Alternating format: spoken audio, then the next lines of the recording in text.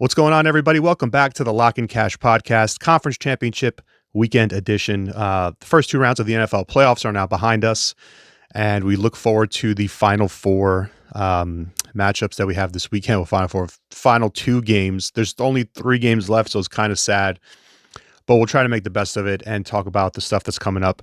This weekend, Eagles versus Commanders, Bills versus Chiefs should definitely be a lot of fun. These are two pretty good matchups, so we can get into them here in this video and talk about it a little bit. I did want to spend a little time recapping divisional weekend, since I did that with Wildcard Weekend, where Wildcard Weekend, we finished 5-1, so it was like couldn't be flying any higher.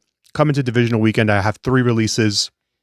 We go 0-2-1, so that was painful. And the two, actually, one of the losses was fine. It was you can live with that, with the Commanders upsetting the Lions.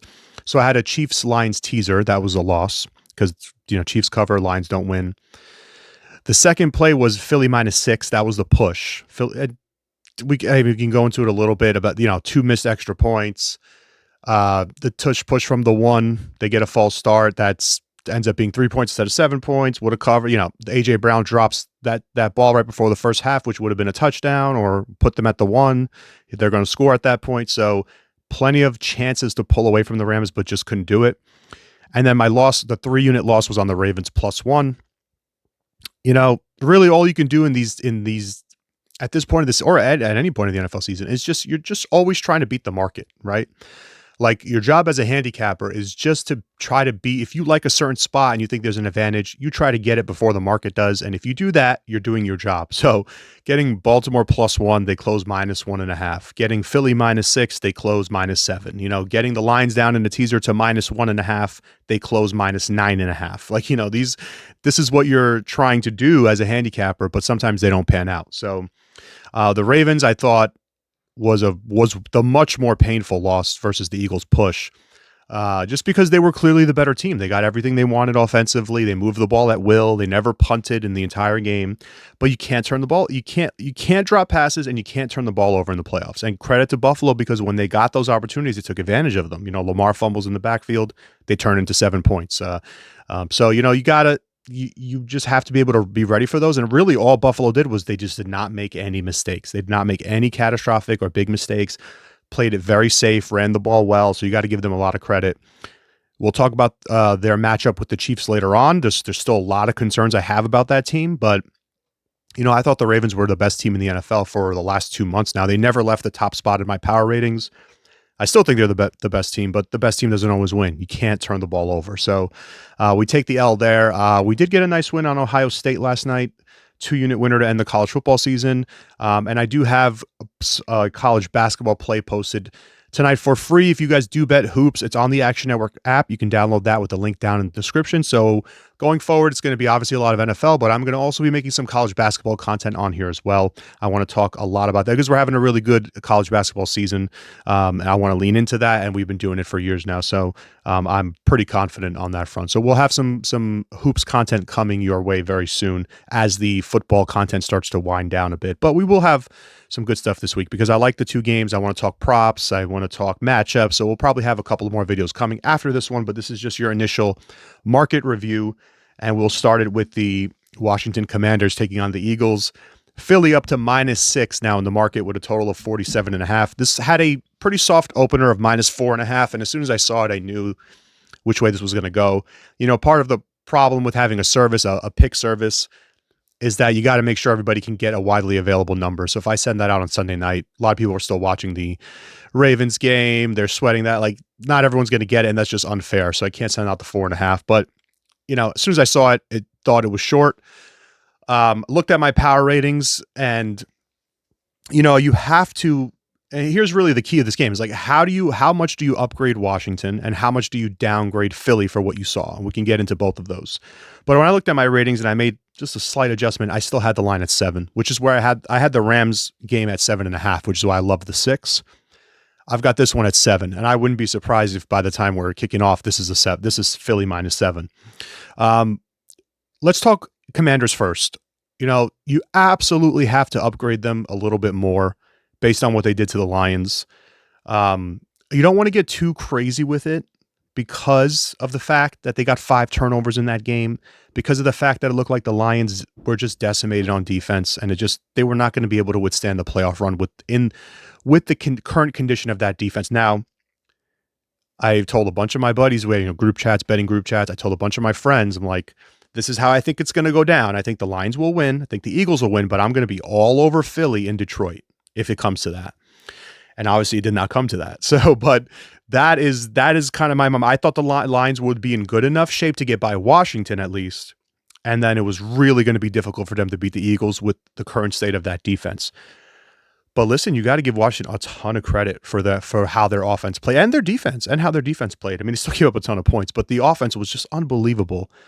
The 3rd and 4th down success continued. They got whatever they wanted. They were able to run, able to throw. Jaden Daniels is phenomenal, and you have to upgrade this team from even from last week, because that game against the Buccaneers was drastically different, right? Outdoors game against a healthier defense that played them much tougher, only put up 23 points in that game. Obviously game-winning drive at the end to kick the field goal. But now but in this week, you're talking about indoors game. So less of the elements are being taken into consideration against a destroyed defense, a defense that's missing so many starters. It's unbelievable. And a total of 55 in that game. So you're expecting a shootout. You're expecting a lot of points. It's kind of difficult to say which way you go with it. I think you have to upgrade Washington just a little bit, maybe a half point. I can't get too crazy with it because you also have to consider the fact that they're now off of back-to-back upsets in the playoffs. And this is going to be their 4th straight road game going back to the end of the regular season. So you have to now, take this with this is approaching territory where it's like, if they pull this one off, we may have, this is unlike anything we've seen in a very long time. So you have to also take that into consideration with the power rating, because you have this team here that's in a spot that you haven't seen. You don't see this happen in the NFL. So, they're a touchdown underdog again. So you have to, I just think you have to include all this. It's very important. And they've already been a difficult team to peg all season long. And this just makes it even more complicated because you're adding in stuff where it's like, they should be due for regression here. They should regress here. They should regress there. And it's like coulda, shoulda, woulda, but it's not happening. So does it happen against a team like Philadelphia? Well, we can look at the 2 games that they played this season and we can see that, Philly pretty much dominated both games. The first one, which was in Philadelphia, was a bit closer until the second half, and then they just pulled away. The final score, there was a garbage time touchdown by Washington, so it was a little misleading. But Philly was up 2 possessions. I think we had them in that game. It was a Thursday night football game. Philly was minus 3.5. They closed like 4.5. But we had 3.5, and we cashed it, and they pulled away late. They wore them down in Philadelphia. Then go to the game in Washington. Philly was laying, I think, 3.5 on the road. That's the game where Hurts gets concussed. And you end up having Kenny Pickett for most of that game. And the Commanders have to have a late comeback drive to score the game-winning touchdown. So, but prior to that, Philly was up 2 scores again and in full control of the game. So, one part of me says this is just a mismatch. It's a matchup disadvantage for Washington. They can't stop the run of Philadelphia, which is the best rushing attack in the NFL. You saw what Saquon did to the Rams. So that's one thing to consider. But the other thing to consider is the health of Jalen Hurts. You don't know what, we can talk a little bit about what happened in the Rams game. Philly, again, 28-22, a pretty misleading final score. They had so many opportunities to pull away and put that game out of reach, and they just couldn't do it. If A.J. Brown catches that ball before the first half ends, you go into the half 20-10. Who knows what happens after that? As instead, they get no points before the half because they got out of field goal range. I believe it was a sack. So they end up with nothing. Then the false start at the goal line makes it 3 points instead of 7 points. The safety in the end zone, which was mind-boggling, the fact that he took a safety there. And then the 2 missed extra points by Jake Elliott. So, what are we talking about here? 4, 11. You're talking about nearly 3 possessions worth of points that were taken off the board from Philadelphia. This game against the Rams, and I'm not knocking the Rams, but the Rams had, 15 points going into that final, with 4 minutes left in the game. They have 15 points. This game could have been, 37-20, like the first one was. 37-23. I mean, just it was very close to being an ugly game. But the Eagles could just never grab those opportunities when they were there in front of them. And that is concerning because you already don't have this, an explosive offense that's going to blow teams out much.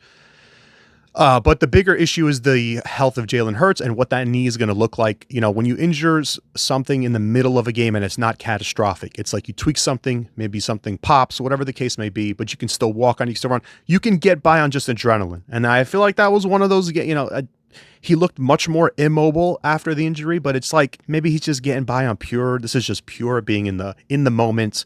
It's a divisional round playoff game.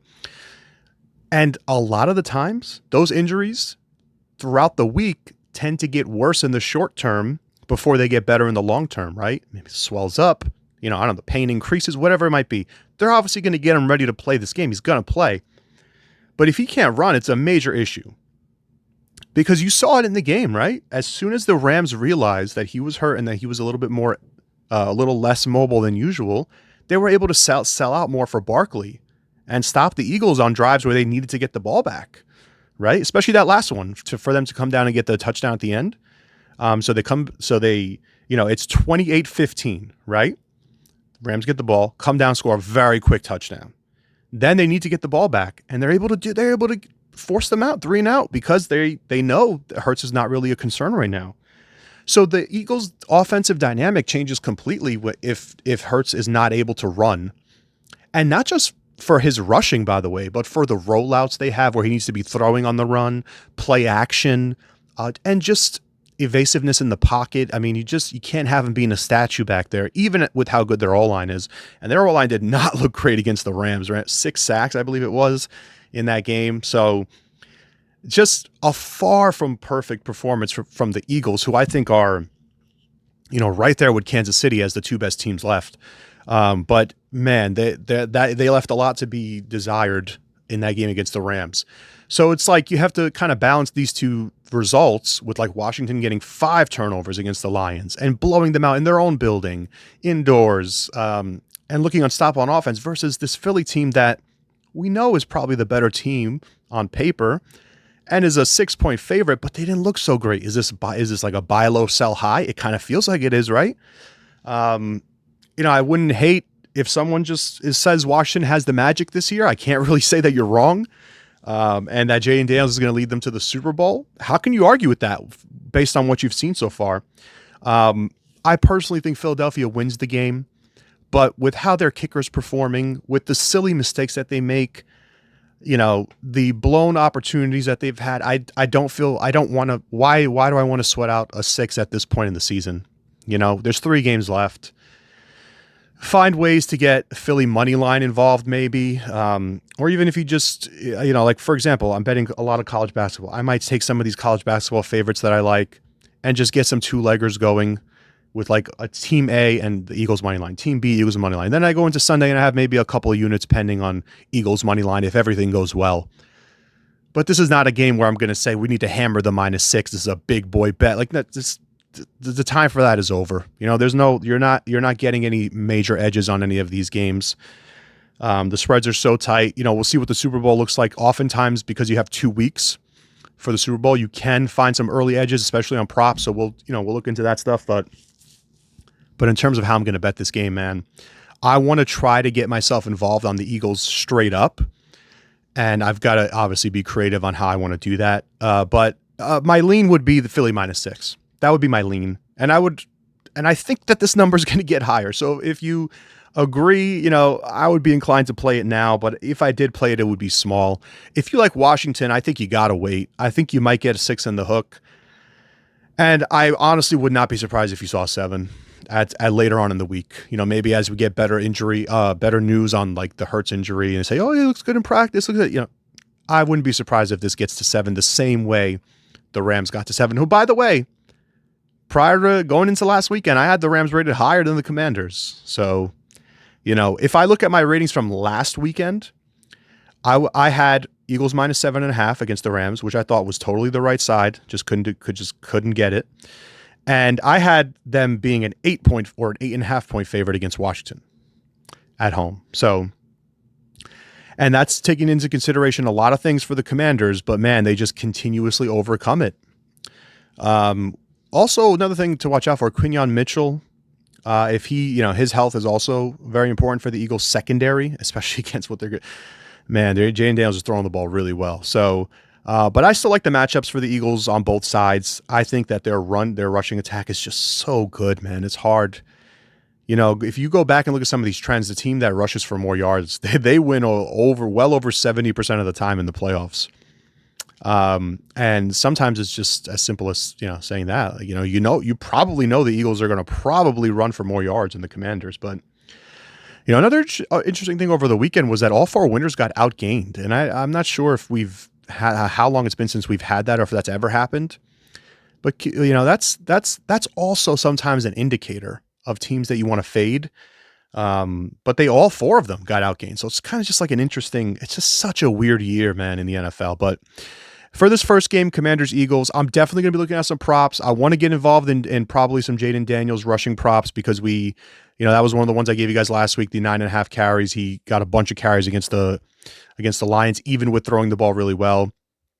I worry a little bit about time of possession in this game because the Eagles are so good at controlling that. But, the Commanders have shown that they can do it too. So, especially with the way they're able to extend drives on late downs, on those high leverage downs like third and fourth down. So, my initial, if you just ask me, Jeff, throw away the handicapping hat for a second, just like, football, what's your vibe? My vibe is like the Commanders. This is where it ends for Washington. And I thought that last week would be where it ends. But I think again, this week is where it ends. I mean, you're talking about a team that would have to win 3 road games in the playoffs as sizable underdogs in 2 of them, at least, +3, +9.5, +6. You don't really see this happen very often. So if we're just talking about in terms of probabilities, I would need a bigger money line on Washington to get involved, a bigger price on that money line because this just doesn't happen. So lean to the Eagles, and I'm going to try to find ways to be on Eagles money line in this game. All right, let's head over to the AFC. You got the Bills taking on the Chiefs. Man, what a tough game to call. Buffalo, look ahead, by the way, for this game was Buffalo -1. And I believe that's where it opened. It was bettable. You could have bet that on several books. And then once the game ends with the Ravens, we see the flip, and it gets to KC -1, 1.5, and you even see some 2s now in the market, Kansas City -2. And, I think that movement is kind of justified based on what you saw in the game versus the Ravens. The Bills looked just fine on offense. There weren't a lot of explosive plays, not a lot of passing from Josh Allen, 120 whatever yards passing. The Ravens secondary played really well. And at the end of the day, I think you saw that Buffalo doesn't have many weapons. They were able to run the ball well, which was surprising because that is the Ravens' strength, is defending the rush. So kudos to Buffalo for playing, well in the trenches and running the ball well with Cook and with Johnson. But the passing game left a lot to be desired, and I think that showed that, like, if they happen to play in front against the Ravens, but if they have to play from behind, and it could happen against Kansas City, might be in a tough spot. Now, the Chiefs secondary is not as good as the Ravens secondary. They also are better against the run. But Buffalo has shown that they can pretty much run on anybody now at this point. After I saw them run against the Ravens, I don't think you're going to be surprised here if they can run the ball and move the chains. So, but I think the biggest issue, or the biggest concern, was that defense. And that defense, listen, you want to talk about 3 turnovers? Two of those turnovers were gifted to you. I would say the one turnover that was legit was the fumble, the Andrews fumble, which was legitimately knocked out of his hands. It was a great play on defense. He's trying to make an extra move, and you knock the ball out. The pick was just a misread. Lamar could have thrown it up the field. Like, I think it was an option route for Bateman, and he goes one way, Lamar goes the other way, and it's a pick. It looks like such a bad throw, but it's just because he ran a different route. And then the Lamar fumble in the backfield is obviously, Lamar trying to do too much, and he hands you the ball. So this defense did not look good, though. The Ravens moved at will. There were wide open receivers all over the field. Lamar threw the ball exceptionally well. Henry got the running game going in the second half. Man, it did not look good. So I think the weakest unit of any team left in the playoffs is this Buffalo defense, even compared to the Washington one. So, that's something to be weary about. Kansas City did not look great last week against the Texans, but keep this in mind. The Texans have the best secondary in the NFL. That duo back there, and I talked about it a bunch in the previous market review with Lassiter and Stingley, it doesn't get better than that. Those guys are elite. So it doesn't surprise. And KC was coming off the bye, so mix in a little rust, mix in the fact that the Texans were able to run the ball against them pretty well as well, which is concerning. But the Chiefs' offense, I think, could be the undervalued unit in this game because of how they looked against the Texans, who are way better on defense than the Buffalo Bills are. So this is a concern for me. If I like Buffalo, and listen, I don't hate a teaser here is good. I like it. Buffalo up to 7.5 with the Eagles down to a pick. I like that a lot. That could be a way I play these two games and just call it a day. But so I think Buffalo's super live in this game. But that Kansas City offense that looked so anemic last week, I wouldn't be surprised at all if they look explosive this week, because this Bills defense is just, it's not good. It did not look good. And I know the Ravens were the best offense in the NFL. So maybe give them a little bit of slack there. But, Kansas City's got weapons, man. The one thing about the Chiefs, though, is that Pacheco looks genuinely done. I mean, I don't know what's going on, but that coming back from a broken leg, I understand that's a big deal, but he does not look like the Pacheco that we've gotten used to. So if they can't run the ball, it's an issue. But listen, the Ravens, they didn't run the ball that well in the first half either, but they were still getting everything they wanted through the air. It was turnovers that hurt. If the Ravens don't turn the ball over in that game, the way the Bills, they win that game by 7+. So that is something you have to consider when you're looking at this matchup. The way I think the Bills will have success, again, is through the air. They didn't go that way against the Ravens. They decided to run against them and somehow still had success. It was kind of perplexing. Kansas City is very good against the rush. I know Houston ran against them, but listen, does that happen 2 times in a row? They're pretty good against the run. So have to take all these things into account. The line is exactly where I would set it for this game. I had it. I even posted it on Twitter last week before the divisional game started. I said, here, projections for the conference, and I had KC -1.5. So, and I had KC -1 against, or pick them against Baltimore, one or the other. I can't remember. But so the line is exact. I can't play this on the side. I can't say I like either one. I would be fine with a teaser taking Buffalo up. I think you could look at the under in this game, the total sitting at 47.5. Even though I think the Chiefs offense will have more success against the Buffalo defense, I could see the opposite side also happening, where the Buffalo offense looks a little bit like it's struggling against the Kansas City defense. The problem with this, maybe a first half under. The problem with these games is that we see often, like the end of the Eagles-Rams game, that game should have went under. Like you see these the Bills-Ravens. So you see these games at the end where it's like, a team needs a score, they come down, the defense starts getting soft, backing up, prevent, and these games fly over because it's like the final 3 possessions have like 3 touchdowns or 2 touchdowns and a field goal. And it's like you go from a dead, easily under to an over in like 2 minutes. So a little bit careful with, and we've seen that happen before with the Bills Chiefs in the playoffs. So, I'd be a little bit careful with the total, but I lean under. Listen, so if you guys have been watching me enough, you've heard me talk about the Chiefs and their run in the playoffs and what I feel about it. I got to the point a long time ago where I don't bet against this team in the playoffs. Now, it's like I said, Buffalo as a teaser leg is a different story because you're getting all the key numbers and they don't win by margin very often. So I like that. I'm fine with that. But I've gave up, keep betting against it. I've bet on the Chiefs so many times in the playoffs. And I think my only loss is when they lost in the Super Bowl to Brady. Well, I had the Chiefs in that game.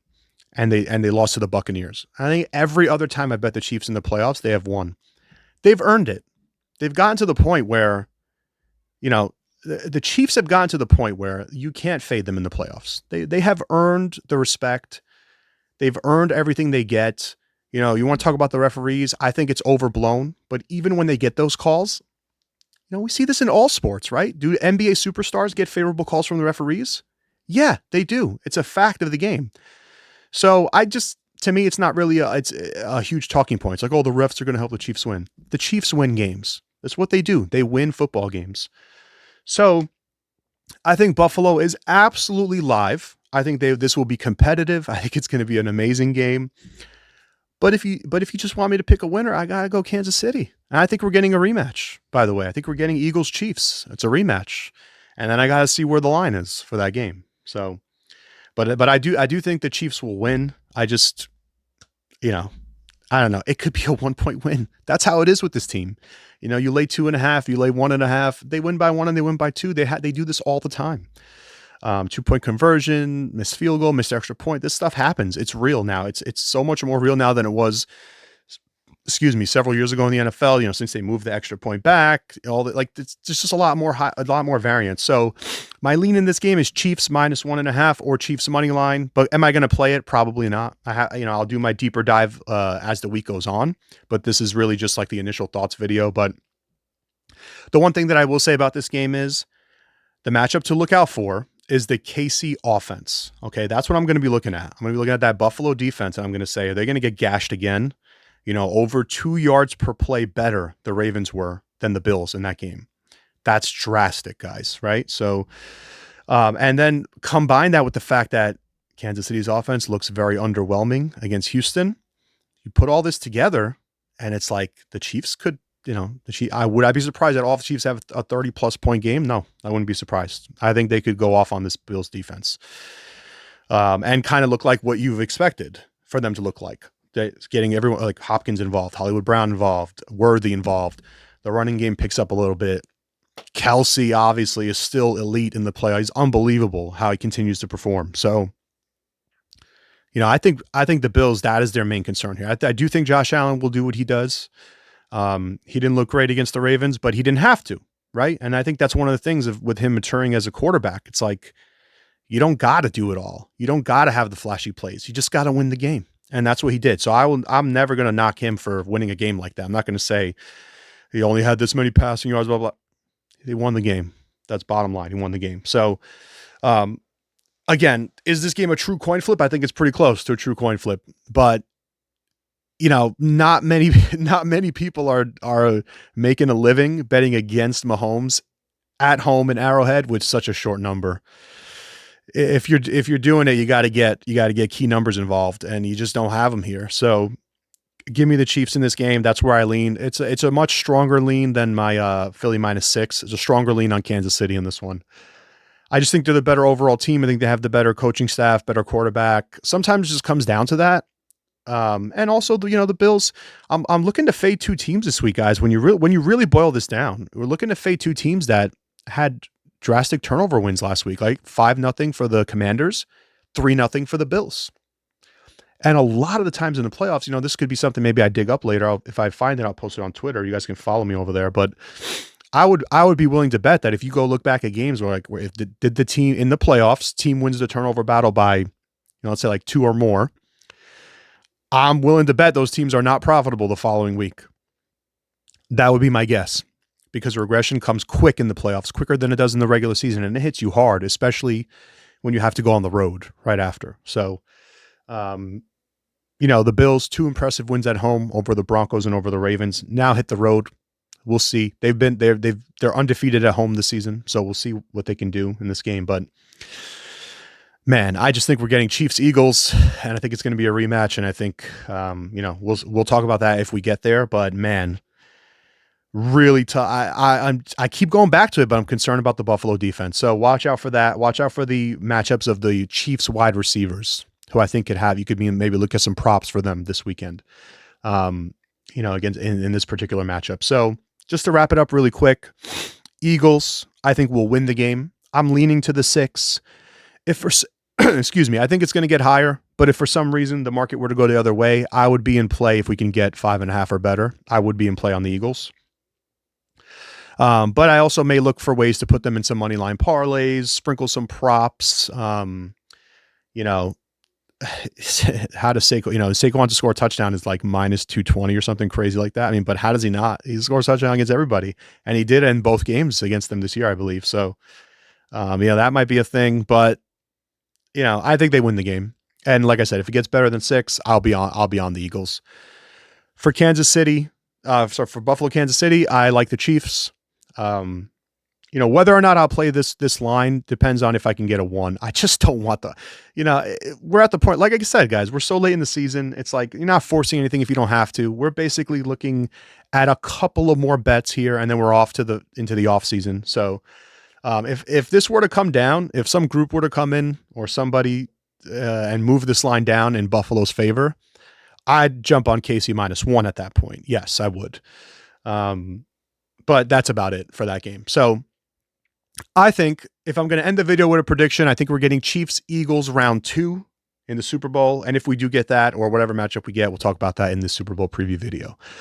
All right, down below, guys, please make sure you like, subscribe, comment. Let me know your thoughts. I want to know what you guys think about these games as well. There's only 2 games, so it should be easy to just pick a couple of winners and let me know what you guys think. We can go back and forth. And if you want to get if you want to follow the rest of the stuff that I'm going to be putting out, just remember to follow the page, the channel, if you're new here, because I will have a video coming up on the referees once they're announced. I will have a props video later on in the week, probably. And I'll probably do just like a last, if I do release a pick, I haven't released anything on these games yet. So if I do release a pick, maybe I'll come on here and do like a free pick video just to round it out before the Super Bowl. And then we'll have a ton of videos for the Super Bowl. So make sure you follow down below. And as always, thanks for watching. Good luck this weekend. Let's get it.